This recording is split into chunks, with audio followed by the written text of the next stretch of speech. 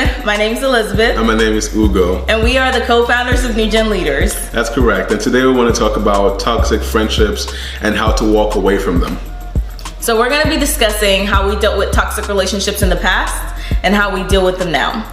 But I think first we should kind of define toxic relationships, right? Yeah, or toxic people. Go ahead.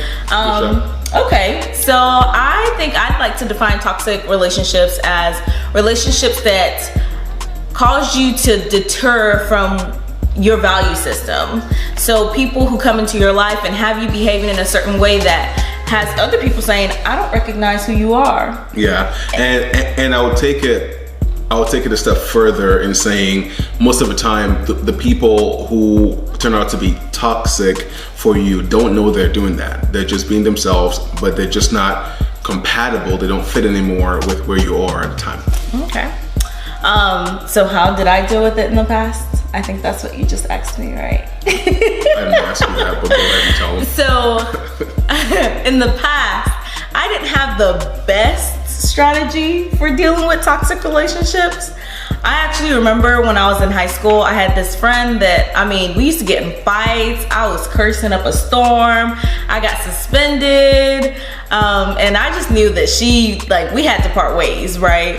So I cornered her in the chorus room and I told her, I said, my mommy said I can't be friends with you anymore. Yeah, so while she took to lying as her way out of that relationship, I couldn't actually, I was trying to think for a second. I guess the fact that I can't think of a way I got out of toxic relationships growing up would kind of mean that I was the one that was toxic in a way, or in a sense. But while I couldn't vouch for myself back then, I think I know how to do it better now. And for me, it's just come with maturity. It's come with just defining my value system better, what I would allow for myself and what I wouldn't consider acceptable for me in terms of friendships. Once I defined those values, it became easier for me to see people who gotta go, right? And then once I found the people that I felt didn't fit into my mold of your ideal friendship anymore, all I did was replace them. I didn't really have, I just made new friends. I made friends that fit my mold.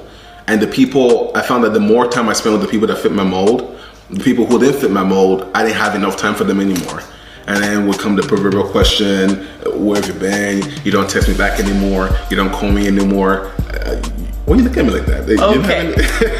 My turn. Let me help y'all out.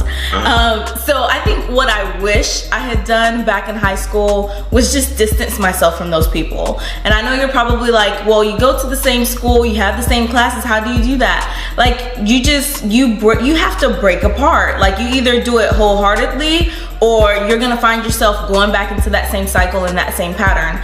And just like Ugo said, right now, like you have that value system and you have that belief system, and it's like they say, birds of a feather flock together. So you attract the people who are like you, and so if you're not going down that path, you're not gonna attract those kind of people. Yeah. So I think that just, when you're in high school and you're dealing with those kind of toxic relationships and you realize that they're not good for you, you just have to break away. Yeah, and it doesn't have to be just high school.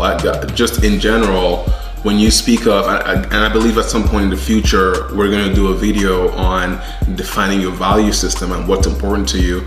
But once you have it defined, it's easy to see people who don't fit. And it's also easy to identify people who actually fit.